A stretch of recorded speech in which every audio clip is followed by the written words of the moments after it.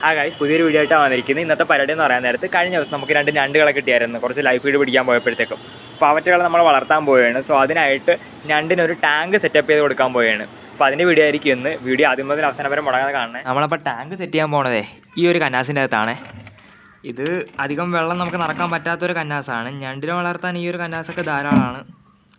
അപ്പോൾ ഇതാകുമ്പോൾ എന്തായിരുന്നു, ഓവറായിട്ട് ലൈറ്റും അടിക്കത്തില്ല, ഒരു ഇരുണ്ട ഒരു അറ്റ്മോസ്ഫിയർ ഞണ്ടിന് കിട്ടും. ഇതിൽ നമ്മൾ നേരത്തെ ലൈഫ് ഫീഡൊക്കെ ഇട്ടിരുന്നതാണ് സ്നേക്കിഡിന് കൊടുക്കാൻ വേണ്ടി. ലൈഫ് ഫീഡെല്ലാം തീർന്നപ്പോഴത്തേക്കും അതിപ്പോൾ വെറുതെ ഇരുന്നുകൊണ്ട് അവത്തിലിട്ട് വളർത്താമെന്ന് ഓർത്തു. പിന്നെ അതിൻ്റെ അകത്ത് തന്നെ ഇപ്പോൾ ഞണ്ടിനെ വളർത്തുമ്പോൾ നമുക്കറിയാം അതിന് മിക്ക ഞണ്ടും ആംബിബിയൻസ് ആയിരിക്കും. അതായത് വെള്ളത്തിലും ജീവിക്കും കരയിലും ജീവിക്കും. വെള്ളവും വേണം അതിന് നിലകൊള്ളാൻ. സോ നമ്മൾ കര സെറ്റ് ചെയ്യാൻ പോണത് ഈ ഒരു ചെടിച്ചട്ടിയുടെ ബേസ് നമ്മുടെ വീട്ടിൽ മിച്ചം കിടന്നതാണ്. അപ്പോൾ അതാകുമ്പോൾ ഒരു നാച്ചുറാലിറ്റി പ്രൊവൈഡ് ചെയ്യുമല്ലോ എന്ന് ഓർത്ത് വിധത്തിലായിരിക്കും നമ്മൾ കര സെറ്റ് ചെയ്യാൻ പോണത്. അപ്പോൾ അതിൻ്റെ എന്താ താഴെയായിട്ടൊരു ഊട്ടയൊക്കെ ഉണ്ട്. അങ്ങനെ ഊട്ടയുള്ള നല്ലതായിരിക്കും. മേ ബി ഇപ്പോൾ ഈ ഒരു ബേസിനകത്തോട്ട് വെള്ളം വീണാലും ആ ഊട്ടയെ കൂടി വെള്ളം എല്ലാം താഴത്തോട്ട് പൊക്കോളും. ഇല്ലേ വെള്ളം അവിടെ കെട്ടിക്കിടന്ന് അലമ്പാവും. ഇനി നമുക്ക് ആ ഒരു ചെടിച്ചട്ടിക്കകത്തോട്ട് സബ്സ്ട്രേറ്റ് ഇറക്കാം. അതായത് നമുക്ക് കരഭാഗം വേണമല്ലോ ഞണ്ടിന് നിൽക്കാൻ വേണ്ടി. അപ്പോൾ അതിന് വേണ്ടിയിട്ട് കുറച്ച് സബ്സ്ട്രേറ്റ് ഇറക്കാം. ഇവിടെ ഏത് മണ്ണ് വേണമെങ്കിലും നിങ്ങൾക്ക് ഉപയോഗിക്കാൻ വേണ്ടി. ഇപ്പോൾ ഇവിടെ ഒരു ചെടിച്ചട്ടി ഫ്രീ ആയിട്ടിരുന്നതുകൊണ്ട് അകത്തിലാകുമ്പോൾ നല്ല ന്യൂട്രീഷ്യസ് ആയിട്ടുള്ള മണ്ണാണല്ലോ ഉള്ളത്. ഇപ്പോൾ തോടിൻ്റെയും കായലിൻ്റെയൊക്കെ സൈഡിലും അങ്ങനെയുള്ള ന്യൂട്രീഷ്യസ് ആയിട്ടുള്ള മണ്ണായിരിക്കുമല്ലോ. സോ അതിന് വേണ്ടിയിട്ട് ഞാൻ ഇത്തിരി നനവൊക്കെ ഉള്ള മോയ്സ്ചർ കണ്ടൻറ്റുള്ള ഈ ഒരു മണ്ണാണ് എടുത്തിരിക്കുന്നത്. പിന്നെ അതിൻ്റെ മുകളിലോട്ട് ഇഷ്ടം പോലെ കരിങ്കല്ല് വെച്ച് കൊടുക്കാം. കരിങ്കല്ലിനിടക്കൊക്കെ അത്യാവശ്യം ഗ്യാപ്പ് വേണം കേട്ടോ. ഒരു കേവ് പോലത്തെ സെറ്റപ്പൊക്കെ ഉണ്ടാക്കാൻ പറ്റിയ അത്രയും നല്ലതാണ്. കരിങ്കല്ലെന്ന് പറയാൻ അത്യാവശ്യം കരിങ്കല്ല് പൊടിച്ച മെറ്റൽ കഷ്ണങ്ങൾ നമ്മളതങ്ങനെ സെറ്റ് ചെയ്ത് കൊടുക്കാം.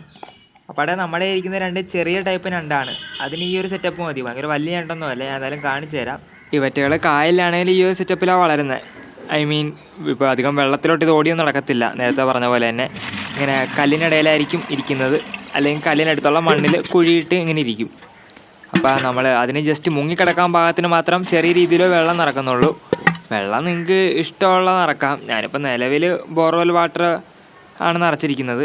ജപ്പാൻ വെള്ളം ഞാൻ നിറക്കാറുണ്ട്. ഞാൻ പറഞ്ഞില്ലേ, ഒരു 4-5 സെൻറ്റിമീറ്റർ ഡെപ്തോ ഞാൻ വെള്ളത്തിന് കൊടുക്കുന്നുള്ളൂ. അത്രയും ഡെപ്തിൽ മാത്രമേ നമ്മൾ വെള്ളം നിറക്കുന്നുള്ളൂ.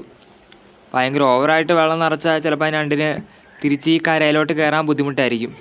അപ്പോൾ ഇതായിരിക്കും ഞണ്ടിനെ നമ്മൾ ഇടാൻ പോകുന്ന ആ ഒരു ബേസായിട്ട് വെക്കുന്നത്. ഈ ബേസ് നേരെ കൊണ്ടുപോയി നമ്മുടെ ടാങ്കിലോട്ട് വെക്കാനായിരിക്കും പോകുന്നത്. ഇതാണ് നമ്മുടെ കയ്യിലുള്ള ഞണ്ട്. ഇതിന് ഇവിടെ പേൻ ഞണ്ടെന്നൊക്കെയാണ് പറയുന്നത്. നിങ്ങളുടെ നാട്ടിൽ ഈ ഞണ്ടിൻ്റെ പേരെന്താണെന്ന് വെച്ചാൽ ജസ്റ്റ് ഒന്ന് കമൻറ്റ് ചെയ്യുക. എനിക്കറിയില്ല ഇതിനവിടെയൊക്കെ എന്താ പറയുന്നതെന്ന്. എൻ്റെ നാട്ടിൽ ഇത് പേൻ ഞണ്ടെന്നാണ് പറയുന്നത്. നാട് ചേർത്തലയാണ്.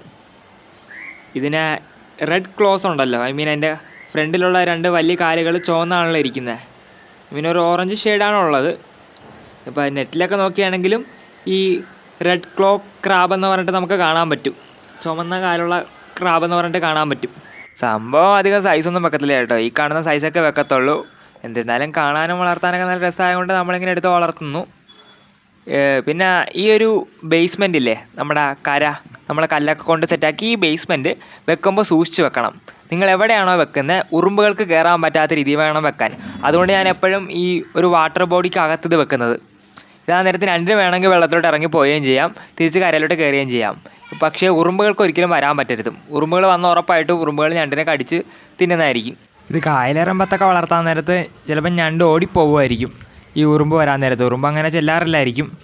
ബട്ട് ഇങ്ങനെയുള്ള ആർട്ടിഫിഷ്യലായിട്ട് നമ്മൾ ക്രിയേറ്റ് ചെയ്യുന്ന ടാങ്കുകളിലൊക്കെ ഞാൻ അങ്ങനെ ഇതിനു മുമ്പ് ക്രിയേറ്റ് ചെയ്തിട്ടുണ്ട് ഞണ്ടിനെ വളർത്താൻ വേണ്ടിയിട്ട്.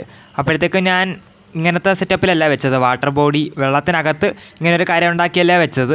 അതുകൊണ്ട് തന്നെ ഉറുമ്പുകൾ വന്ന് ആ ഞണ്ടിനെ ആക്രമിക്കുകയും കടിക്കുകയും തിന്നുകയൊക്കെ ചെയ്തായിരുന്നു. സോ ആ ഞണ്ടങ്ങനെ ചത്തു. അതുകൊണ്ടാണ് ഞാൻ ഇത്തവണ ഈ ഒരു മെത്തേഡ് പരീക്ഷിക്കുന്നത്. എന്താവുമെന്ന് അറിയത്തില്ല. പിന്നെ ഞണ്ടിപ്പോൾ വെള്ളത്തിൽ പോയാലും തിരിച്ച് കയറി വരാൻ വേണ്ടിയിട്ട് ഇങ്ങനെ ഒരു സ്റ്റെബിലിറ്റി ഉള്ള ഒരു കഷ്ണം, മേ ബി ഞാനിപ്പോൾ ഓടാണ് യൂസ് ചെയ്യുന്നത്. ഇത് മുമ്പ് ഞണ്ടിനെ ഇറങ്ങുകയും ചെയ്യാം, തിരിച്ച് കയറുകയൊക്കെ ചെയ്യാം. അപ്പോൾ വെള്ളത്തിൽ ഡ്രൗണായി ചാവത്തൊന്നുമില്ല.